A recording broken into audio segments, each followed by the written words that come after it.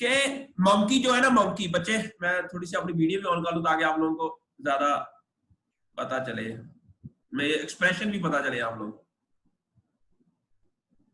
लेकिन मेरा ना इधर अंधेरा पड़ा है जहां मैं बैठता हूँ ना, चलो कोई। ओके, अच्छा मंकी जो होता है ना, मंकी, ये जो मंकी है ना, उसमें से सुना है मैंने पहले ये बताया कि जो बकरी है ना, बकरी बकरी पता है ना आप लोगों को, मेमे मेमे जिसको मेमे कहते हैं, मेमे के अंदर एक एंजाइम होता है जिसकी लेकिन वो जो कि सेलुलोज को डाइजेस्ट करता है। किसको? सेलुलोज को। फर्स्ट क्या वो तब एक्टिव जी सर, पीएच, सेलुलोज को। क्या क्या होता है कि पीएच 7 हो। अच्छा, और वो सारे 7 हो। चारा वगैरह खा लेते हैं, ठीक है। लेकिन सुना है कि अगर मंकी फर्स्ट के चारा नहीं खाता, ठीक हो गया। लेकिन एक मंकी की ऐसी ब्रीड आई है जो कि चारा भी खा लेती है। अब जब पता चला कि उसके अंदर क्या हुआ कि ऐसी चीज कि वो चारा भी खा लेती है और उसको कुछ होता नहीं है, हालांकि उसकी जो पीएच की जो उसके स्टमक की पीएच है ना वो 7 नहीं है, वो 6.2 है। और 6.2 के ऊपर भी वो चारा खा रही है। तो पता चला कि एक जीन था जो आरएनएस है या प्रोटीएस है, वो उसकी जीन की डुप्लीकेशन हुई, ठीक है। और जीन की जब म्यूटेशन हुई तो एक ऐसा नया डोमेन ऑफ प्रोटीन बनी जो कि उस चारे को डाइजेस्ट कर सकती है।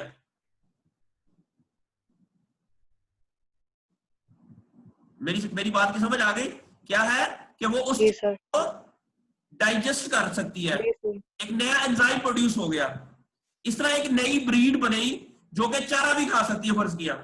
तो इस तरह ये जो डीएनए म्यूटेशन है, जीन की डुप्लीकेशन है, दैट इज वेरी इंपॉर्टेंट किस काम के लिए, कि जो हमें टोमेटो के अंदर नई वैरायटीज नजर आ रही है, नई नई कलर वेरिएशन नजर आ रही है, उसके अंदर दो चीजों का मेन रोल है, एक जीन की डुप्लीकेशन का, फिर म्यूटेशन, और जो डार्विन की थ्योरी ऑफ सिलेक्शन है वो भी इसके अंदर भी रोल है उसका, नेचुरल सिलेक्शन, वो भी सारा, ये सारा यही वो चक्कर है जिसकी वजह से ये सारी चीजें नेचर में हो रही है।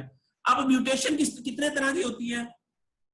अगर तो म्यूटेशन सोमैटिक सेल्स के अंदर हो तो वो अगली जनरेशन में नहीं जाती, लेकिन अगर ये सेक्स सेल्स के अंदर हो तो वो अगली जनरेशन में ट्रांसफर होती है, ठीक है।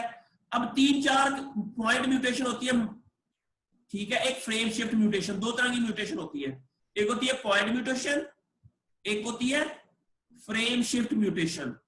जो पॉइंट म्यूटेशन है ये ठीक हो गया, चेंज हो जाना, एक न्यूक्लियोटाइड के अंदर एडिशन फर्क क्या चेंज हो जाना, उसे क्या कहते हैं? Point mutation. फर्क ए था उसकी जगह टी आ गया, पॉइंट म्यूटेशन। अच्छा, फिर पॉइंट म्यूटेशन के आगे 3 किस्में हैं। अगर ये मैं फिर आगे फ्रेम शिफ्ट म्यूटेशन के बारे में डिटेल से पढ़ाता हूं, ठीक है। अब पॉइंट म्यूटेशन के अंदर पहला जो है पॉइंट म्यूटेशन आता है single base mutation, single nucleotide के अंदर चेंज आने से जो म्यूटेशन आती है उसे क्या कहते हैं? Point mutation. अच्छा, पॉइंट म्यूटेशन की आगे डिफरेंट टाइप्स है, जैसा मिससेंस, साइलेंट और नॉनसेंस, ये 3 तरह की इसकी टाइप है। मिससेंस क्या होती है? इसके अंदर न्यू कोडॉन का correct amino acid to be inserted into the protein.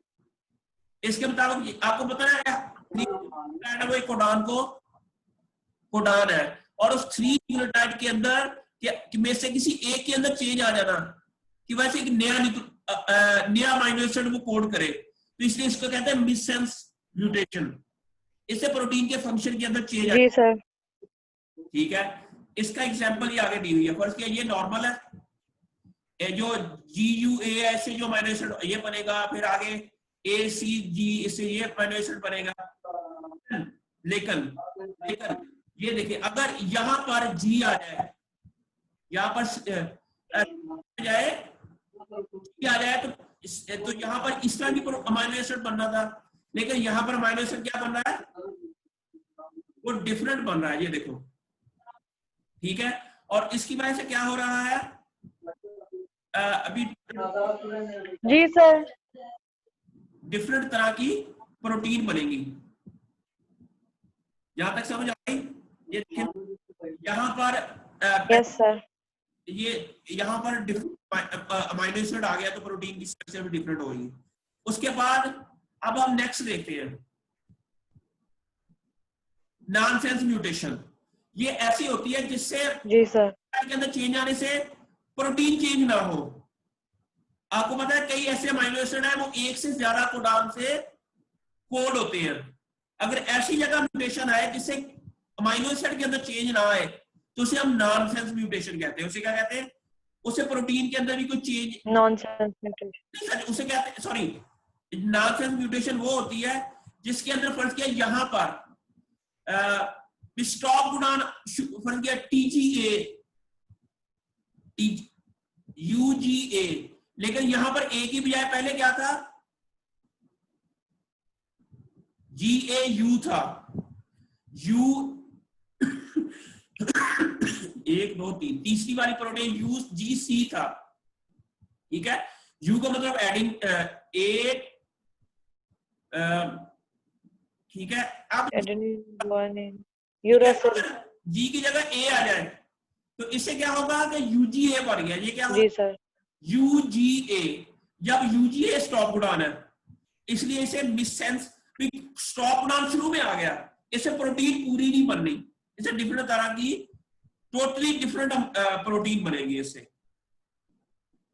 फिर आगे आती है साइलेंट म्यूटेशन। वो म्यूटेशन जिससे अमाइनो एसिड के अंदर चेंज आने से कोई चेंज ना आए उसे हम कहते हैं साइलेंट म्यूटेशन।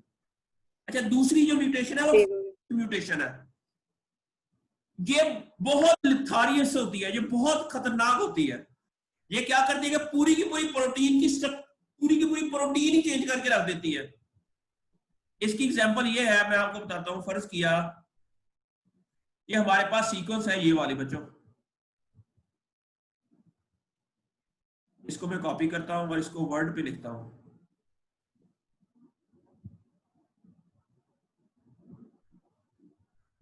अच्छा, मुझे ये बताओ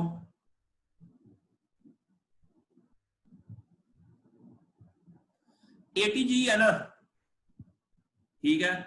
इसके बाद अगर ये A रिमूव हो जाए, अच्छा पहला जो कोडान है वो मिथियोनिन बनेगा ना, इससे क्या बनेगा? जी सर। फिर AAT से फर्ज किया बनना है ल्यूसीन, ठीक है। लेकिन अगर ये रिमूव हो जाए, डिलीट हो जाए, तो फिर क्या होगा? फिर अगला कोडान क्या बनेगा? ATC। जी सर। मैं अभी दोबारा बताता हूं आपको थोड़ा सा, पर ये बाकी सारी मैं सीक्वेंस डिलीट कर रहा हूं।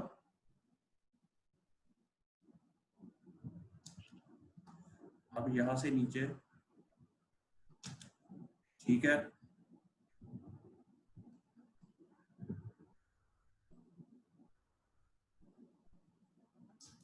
अच्छा ये देखिए, अब यहां से जो प्रोटीन बनी है, एक ATG हो गया, तो किधर आ गया? अच्छा, एक ATG है, फिर AAT है, फिर क्या है? 3 ये वाले हैं, फिर 3 ये वाले हैं, फिर 3 के बाद ये आना है, पर क्या इतने से हैं, ठीक है। अच्छा, लेकिन इससे और अमीनो एसिड बनेगा, इससे M बनेगा, इससे ल्यूसीन बनेगा, अगली वाली से, अगले से आइसोल्यूसिन फर्ज किया बन रहा है, आगे से वैलिन बन रहा है, आगे से एस्पार्टिक एसिड बन रहा है। ये एक प्रोटीन बननी थी। लेकिन अगर यहां चेंज हो जाए, ये A, इसको कॉपी करते हैं, अगर यहां पर ये A डिलीट हो जाए तो क्या बनेगा? ये अगले के साथ पूरी चेंज हो गया, शिफ्ट, हर अमाइनो एसिड चेंज हो गया। ऐसा ही है? जी सर। जी सर। ATG तो दोनों के, जी सर। यहां पर AAT बनना था, अब यहां पर ATC, इससे डिफरेंट बनेगा। यहां पर CAG बनना था, यहां पर AGA बन रहा है। यहां पर ATG बना था, यहां पर TGC बन रहा है। एक न्यूक्लियोटाइड के अंदर डिलीशन से या एडिशन से तो पूरी का पूरा फ्रेम शिफ्ट हो जाता है। क्या हो जाता है? फ्रेम शिफ्ट हो जाता है। शिफ्ट होता है। जब वो फ्रेम शिफ्ट होता है तो टोटली एक नए जीन्स इवॉल्व हो जाते हैं, टोटली नए जीन्स इवॉल्व हो जाते हैं। जब पहले वाला जीन्स अपना फंक्शन खो देता है और वो एक नया फंक्शन उसका मुंतजर होता है। और इस तरह एक न्यूक्लियोटाइड के एडिशन या डिलीशन से पूरी की पूरी जो आपकी ऑर्गेनिज्म है उसके अंदर एक नई तब्दीली आती है, नई एंजाइम प्रोड्यूस होते हैं, नई चीजें ऐड होती हैं, और जिसकी वजह से स्पीसीएशन की तरफ जो आपका ऑर्गेनिज्म है ना वो चला जाता है। दैट्स व्हाई दीज म्यूटेशंस, ये देखो ना फ्रेम शिफ्ट म्यूटेशन, आप थोड़ा सा आपको अंदाजा होगा, ये देखिए loss of gain of 1 or 2 nucleotide cause the affected codon and all the codon that follow to be misread, ठीक है। और जिसकी वजह से इवन ये भी नहीं पता चलता कि यहाँ पर इंट्रॉन कहाँ पर ऐड होगा, खत्म कहाँ होगा, वो चीजें सारी की सारी, ये देखिए पूरी की नॉर्मल ये प्रोटीन बननी थी, अब यहाँ पर क्या बन रही है, टोटली डिफरेंट प्रोटीन बन जाएगी इसके अंदर फ्रेम शिफ्ट के अंदर। ये देखना एक न्यूक्लियोटाइड डिलीशन की वजह से पूरी की पूरी नई प्रोटीन बन रही है।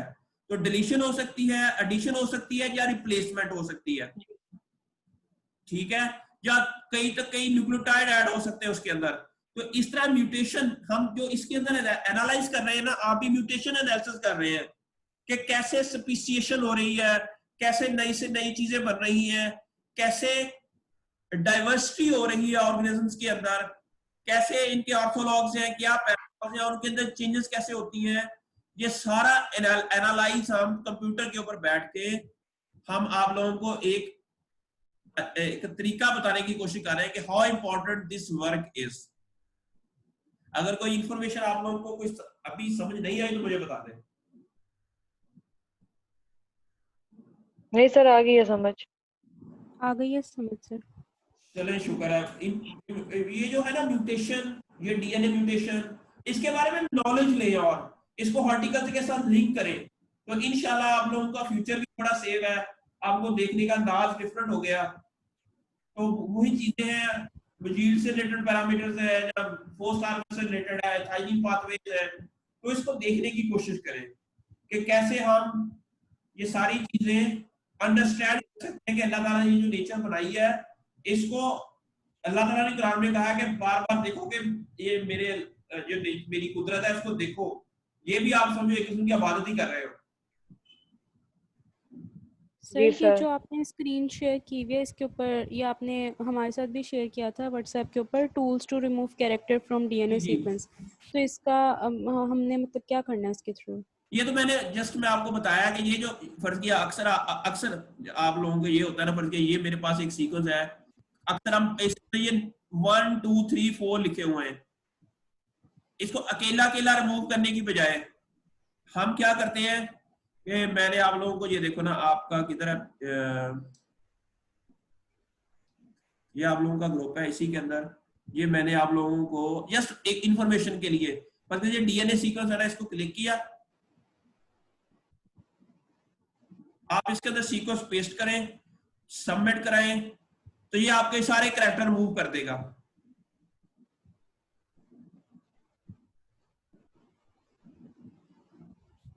मैंने डीएनए कॉपी किया था या प्रोटीन कॉपी की थी, सॉरी, इसको कॉपी करो।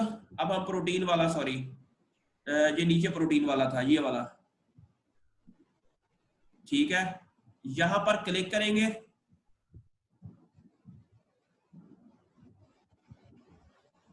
ये जहां पर प्रोटीन की सीक्वेंस ऐड करेंगे तो ये सबमिट कराएंगे, तो ये देखो इसने कैरेक्टर सारे रिमूव कर दिए ना इसमें से।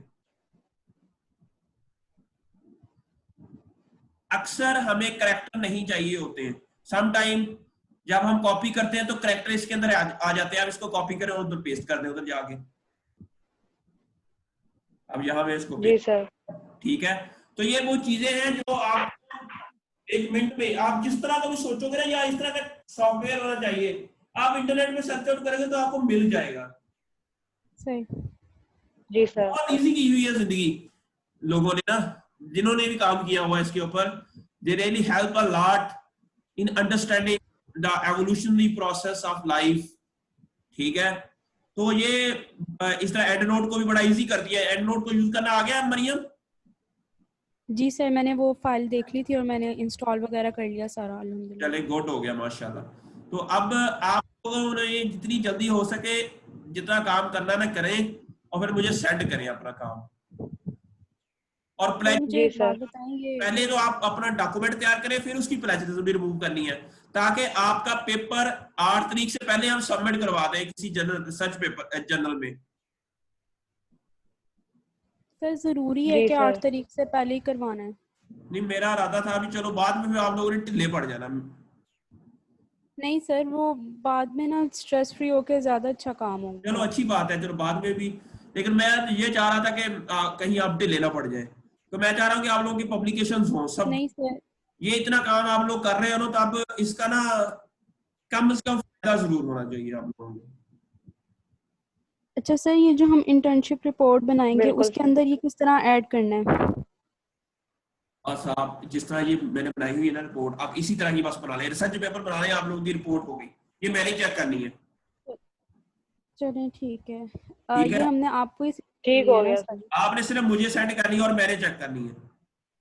ठीक हो गया, फिर तो आसानी है। प्रेजेंटेशन बनानी है ठीक है। मेन, जो आपकी प्रेजेंटेशन है वो सारी दुनिया देखेगी। अच्छा सर, उसकी कोई डेट फाइनल हुई है? जब वो ठीक अभी हो आठ गया। तक है उसके बाद होगी इंशाल्लाह। लेकिन आप अपना काम जो है ना वो बस रखे जारी, इंशाल्लाह आप लोगों की इतनी अच्छी ये जब जो पब्लिकेशन आएगी तो अच्छा होगा इंशाल्लाह। चलिए ठीक है सर। चलो सर जो हमने प्रेजेंटेशन बनानी है वो इस पब्लिकेशन के अकॉर्डिंग बनानी है या फिर जो हमने इंटर्नशिप की हुई है उसके अकॉर्डिंग बनानी है? इंटर्नशिप वाला भी कर लें, साथ में पब्लिकेशन वाला भी कर लें, हाँ, ठीक हो दोनों गया ऐड सर। कर दो। दोनों ऐड कर दें आप, हम्म, ठीक हो गया सर। ठीक है। लेकिन ये तो हमारी पब्लिकेशन वाली ना इतनी खूबसूरत आपकी प्रेजेंटेशन होनी चाहिए कि जो भी सुने ना वो कहे वाकई बच्चों ने काम किया हुआ है, ठीक है। ठीक हो गया जी वाकई सर। आप लोगों ने सर कोई बहुत इंशाल्लाह। अच्छी रिसर्च करके कुछ चीजें आपने भी तलाश की है, जो अंडरस्टैंड की है, और अल्लाह खैर करेगा ओके सर। जी सर इंशाल्लाह। इंशाल्लाह। अभी मुझे ना बड़ी खुशी हो रही है कि बच्चे ना आप लोगों को अंडरस्टैंड करके कि आप लोगों को चीजें समझ आ गई हैं, और ये कोरोना के पॉजिटिव इफेक्ट है। यार क्लास में हम ऐसे पढ़ते तो शायद इतना अच्छे तरीके से समझ ना आती, हाँ ये भी है सर, ऐसे ही है है। ना। क्योंकि इतना ओपनली बिल्कुल हम सर। सोच नहीं सकते थे उस टाइम पे, उस थोड़े से हाँ, टाइम फ्रेम में ना इतना तो ज्यादा अभी अच्छा तो नहीं किया जा माशाल्लाह सकता था काम। बड़ा अच्छा मुझे लग रहा है कि मैं ना अपने इस काम को, कोरोना वाले को, अल्लाह ताला ने ना मुझे एक अच्छा मौका दिया है कि मैं इसको तरीके से यूटिलाइज कर सकूं। अरे बट उधर ये भी हर टाइम ना वो तारे बिल्कुल सर। है ना,